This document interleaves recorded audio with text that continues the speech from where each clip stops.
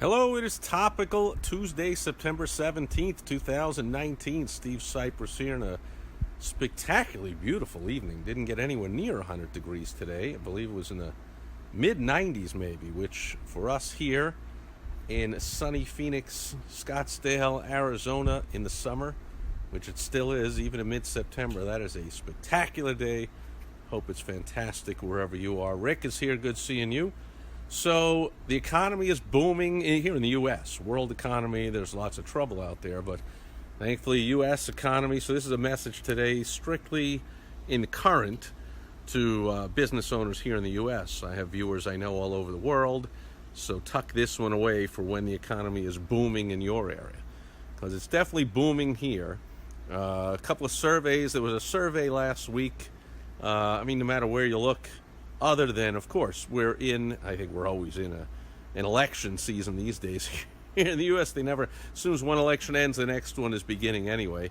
And there is tremendous anger and resentment and all kinds of misery directed at the current president of the United States, who is in large part responsible for the current economic boom, and therefore his many, many, many, many detractors will do anything they can to brainwash and cloud the minds of people that somehow the economy is not doing as well. Or this is since they can't really honestly say that, their latest thing is to say, well, signs are pointing to in the future it won't be doing well. Recession is coming. That's really good. Recession is always coming. That would be like me saying, gee, it's going to rain here.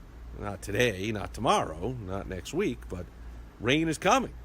Cold weather is coming. Of course, not today, but cold weather is coming. See how it works? So, however, small business owners are not standing for any of that crap. We put our money where our mouth is. We are the backbone of the U.S. economy, and so we can't be clouded by any kind of nonsense of people misjudging things or how they feel or how much they hate somebody or like somebody. We don't give a crap about any of that. We just know business is booming, especially after about 10 years of complete misery and stagnation and frustration in a crappy economy. Man, it is time to make hay while the sun shines. So hopefully your business is booming.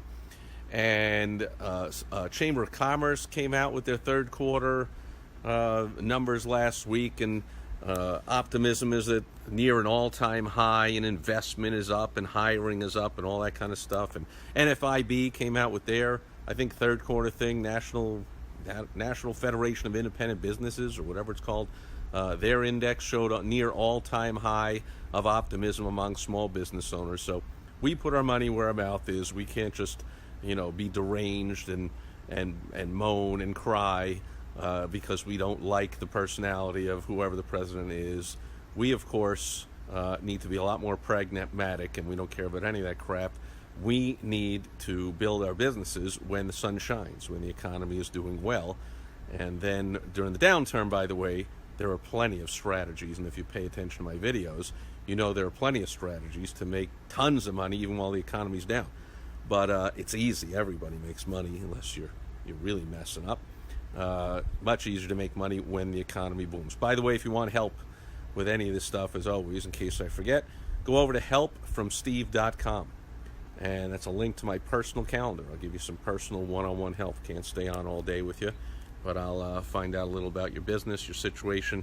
I'll give you some advice that'll help you make some money. So here's the number one problem that causes, of course, with all this growth, causes a problem that we need to hire more people to do all the doing of our business that needs to be done. Sharp business owners know that even though starting out, especially, a lot of business owners are doing a lot of things in the business. As the business grows, it doesn't make sense to be doing that anymore. The business won't grow. If we are continuing to do all the delivery of our business, and we're doing all the answering the phones and doing the bookkeeping and doing the paperwork and well, of course, we have no time to pay attention to what brings in the money, the advertising, the marketing, the sales, the systems, the innovation, the stuff that grows the company. That's really our job as the CEO, as the president, as the leader of our companies. So hiring is the big issue. Not to mention that as the economy booms like it is right now, there is low employment. In fact, there's near record low employment throughout all different areas, segments of the population here in America right now. Again, this message specifically right now to the USA economy, and wherever else in the world it is booming. But when it booms, the labor market gets tight, and of course we know that means, according to the most basic rules of supply and demand, that again, the world we live in, this is not thoughts or feelings or wishes, we know that when labor is in demand and there is less available talent to hire, then we've got to pay more to get it. And it could be paying more in salaries, benefits, bonuses, other perks, but we've got to up our game. There is less talent out there for the taking, and it takes more to get what there is. So there are a whole bunch of solutions. Again, go to helpfromsteve.com, and people, if you know me at all, you know people that know me, they'll always say Steve knows 100 ways of doing something. So I'll give you a strategy, and if you don't like that one, I'll give you another one. If you don't want to do that one, I'll give you another one. But there are many, many strategies to solve this problem of the tight labor market. I'll give you a few here. I guess I'll give you at least one or two. But as always, these daily videos just scratch the surface and very basic information. The good stuff you really get one-on-one, because that's tailored, particular to your particular business, so it has more impact. Go there and we'll get on the phone one-on-one. But some basic concepts. Number one, you want to manage expectations. So you want to set the expectations of people. You want to let people know, kind of lay down the law and the rules of how things work, how you, what your expectations are, how high your expectations are, basically. Now, this goes against common thought that would say, well, gee, I got to lower my expectations when there's less people out there because I'm desperate and I need people and all that. So I got to, be nice and forgiving and bend over for employees. And no. See, here's the thing. Superstars, top performers are not attracted to that. They're repelled by it. So it is especially important in a tight market that you attract top people and you don't attract the dregs that, because if there's anyone unemployed right now, they really are the dregs. You want to attract people that are already employed, which is almost everybody, and therefore they're just looking for something better. And often a top performer will be frustrated by being somewhere where they're surrounded by riffraff, by underachievers and low performers and lazy workers and all that kind of crap. We can't stand that crap. So let people know, hey, you're tough but fair. You don't have to say that straight out, but that's what you say when you lay out your expectations. Hey, this is the environment you'll be in. This is what I expect. This is who really loves this place. People that do X, Y, and Z, that perform at the top of their game, that blah, blah, blah, blah, blah. Set those expectations. You will attract better talent, and you will make it easier to maintain them producing at a top level, because they'll remember that's the environment they came into and that's what they're expected to stick with. And of course, if you're smart, you're always recruiting, so you're constantly looking for other top talent. You constantly have resumes in your top drawer. Every time you place an ad, you hire one person, you don't even pay attention to 1,000 people, but you get 2, 3, 4, 5 more really good candidates that you're close to hiring, and those are the ones that you can always dip into that talent pool later. So number one, set expectations. Number two, and here's just a personal tip that I like, and I suggested this today. So I was at a meeting today, a business event with about a little over 300 entrepreneurs, and these are some top entrepreneurs, and they had some extra special guests. So I had a client there that was one of the leaders of this thing, and I had a couple other people there that I knew, and top speakers, former a bunch of former NFL players that are now entrepreneurs, some ex-politicians that are now entrepreneurs. Right out said, for years I thought government was the answer and could solve things, and then I learned, don't be ridiculous, private business, of course, is best to solve the problems that are facing America, the world. But anyway, one person talked to me about something about their hiring, the problems, and I said, you really ought to look to hire veterans.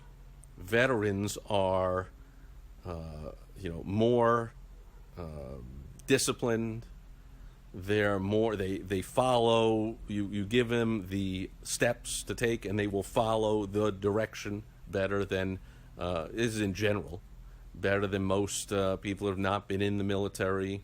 They're more respectful, they're more punctual, all that kind of good stuff.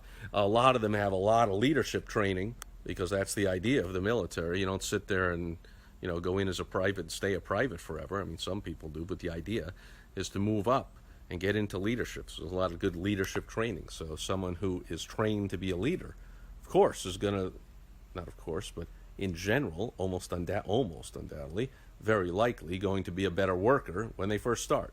Especially, going back to my first tip, that you manage the expectations. You let people know, we're growing, we're expanding, and therefore I'm looking for leaders, and I don't want to have to hire from the outside. So I'll be looking for you to learn what you're doing, do it really, really well. Show me that you're really doing it well, you're really gung-ho, and I'm looking to move you up to where you'll be managing others, taking on more responsibility, making more money, and advancing with the military is a great place to find those people. And then this guy responded, oh, we're starting to get a little decent sunset over here. We'll face this way a little bit. It's usually tough to see on the phone, but we got a little orange and purple and blue going on. Anyway, he said, yeah, but they're more expensive.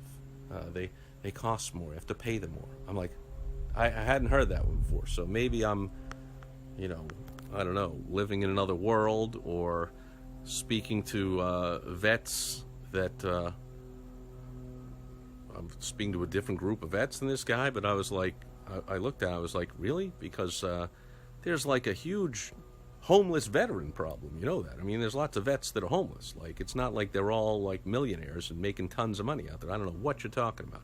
I know so many vets that are good, hard workers, and that are everything I said. They're great workers.